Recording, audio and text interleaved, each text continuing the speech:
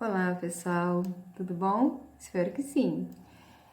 Vamos lá então, dar continuidade ao nosso estudo sobre direito falimentar, não é isso? Sobre processo falimentar.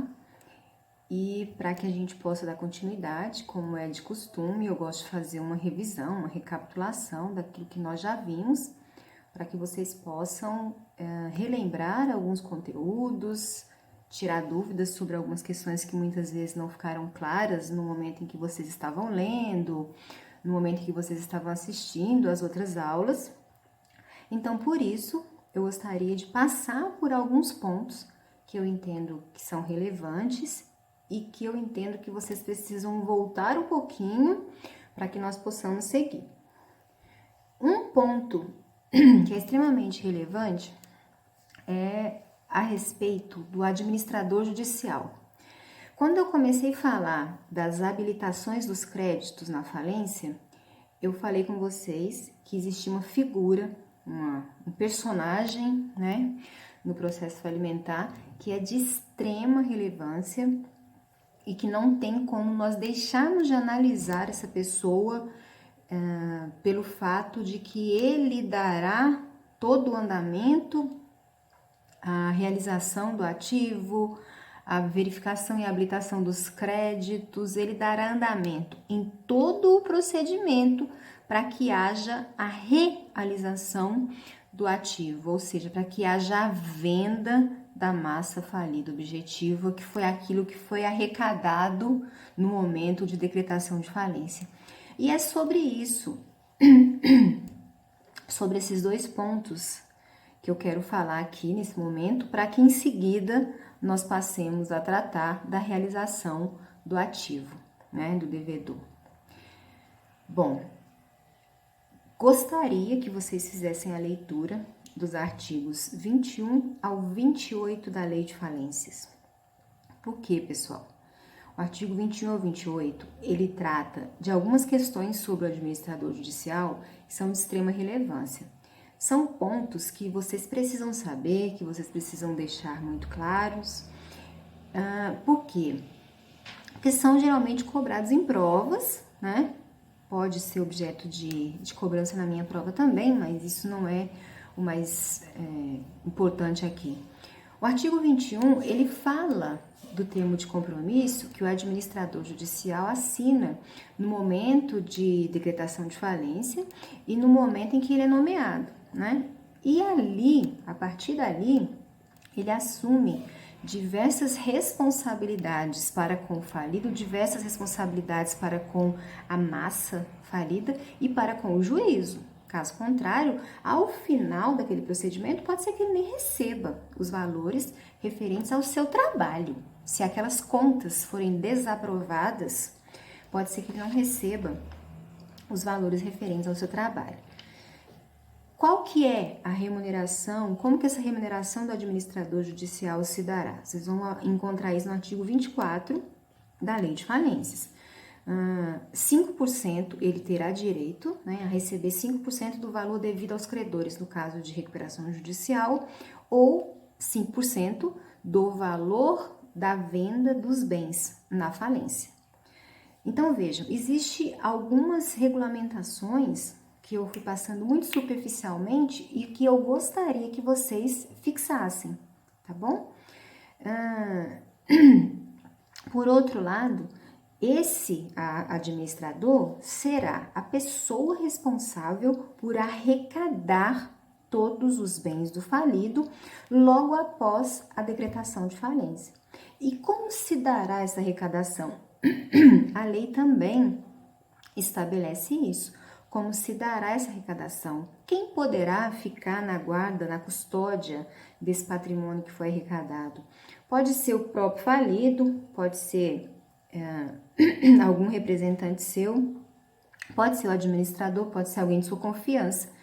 Deem uma lida nesses artigos, então, referentes ao administrador judicial, porque a partir deles nós vamos dar esse pulo para que nós possamos ver como se dará essa arrecadação desses bens. E aqui eu me recordo de um questionamento, salvo erro, da Ana Flávia. Valdecleide, mas a gente não teria que estudar primeiro a arrecadação dos bens ou a venda, eu não lembro bem o que ela perguntou, se era com referência à arrecadação dos bens ou se era com referência à venda, né? A realização dos ativos, como a lei chama.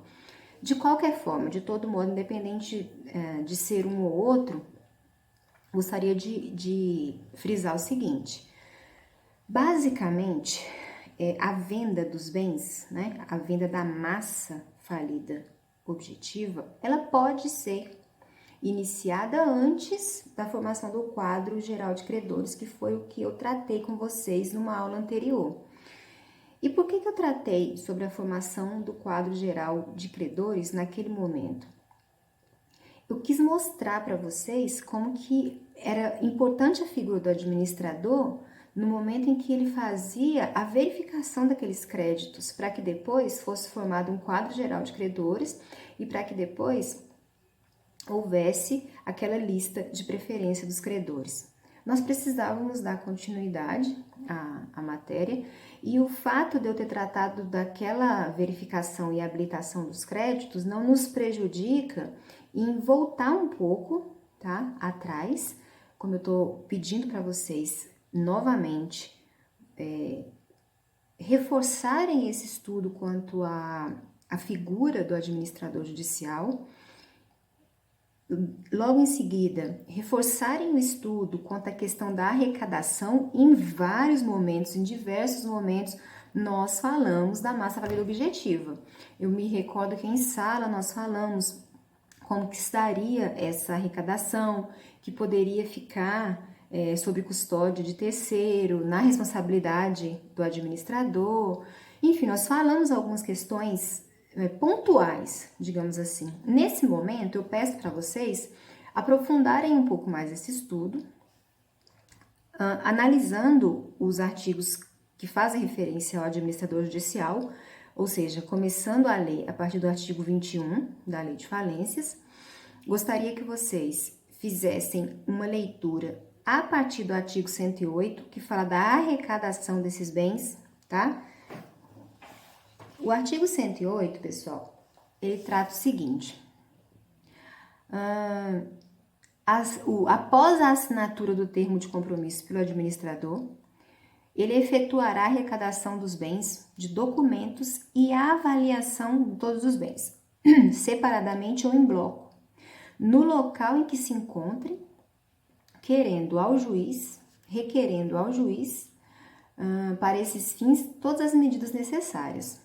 Todos os bens arrecadados ficarão sob a guarda do administrador judicial e de pessoa por ele escolhida, sob responsabilidade dele, podendo o falido ou qualquer de seus representantes ser nomeado depositário dos bens. E o parágrafo 4º do artigo 108, não são arrecadados os bens absolutamente impenhoráveis. Eu me recordo, sim, de já ter tratado desse assunto com vocês, no momento em que eu falei da caracterização, digamos assim, onde eu fiz uma divisão de massa falida subjetiva e massa falida objetiva. A massa falida objetiva ela é formada exatamente a partir da arrecadação. Porém, alguns pontos eles não haviam sido tratados e eu gostaria que vocês fizessem então a leitura desses artigos a partir do artigo 108, então, da Lei de Falências, artigo 108, que trata da arrecadação. Então, são esses pontos, né, que eu achei relevante reforçar para que nós possamos dar continuidade e tratarmos da realização do ativo do devedor, dos ativos do devedor. No próximo vídeo que eu vou gravar logo em seguida, nós vamos falar da realização desses ativos, tá? Mas, de novo, vamos recordar, havendo a decretação de falência, né? O pedido sendo julgado procedente, havendo essa decretação, vários são os efeitos. Esses efeitos, então, dentre esses efeitos da sentença, terá que haver a arrecadação desses bens, a formação do quadro geral de credores e a realização dos ativos, que é a venda dos bens. Necessariamente nessa ordem? Não. Pode haver, necessariamente haverá a formação haverá a constituição de ativo e de passivo. Isso é óbvio. Para que haja o pagamento, tem que haver ativo. E para que haja necessidade de pagamento, tem que haver passivo. Então, veja, aparecerá o falido necessariamente informará quem são os devedores. Uma pessoa, o administrador judicial, será nomeado para administrar passivo e ativo, né? Essa pessoa, administrador judicial, será responsável. E a esta pessoa caberá fazer então a arrecadação, fazer então a verificação do quadro geral de credores e a esta pessoa caberá a realização dos ativos para que essas pessoas habilitadas sejam pagas.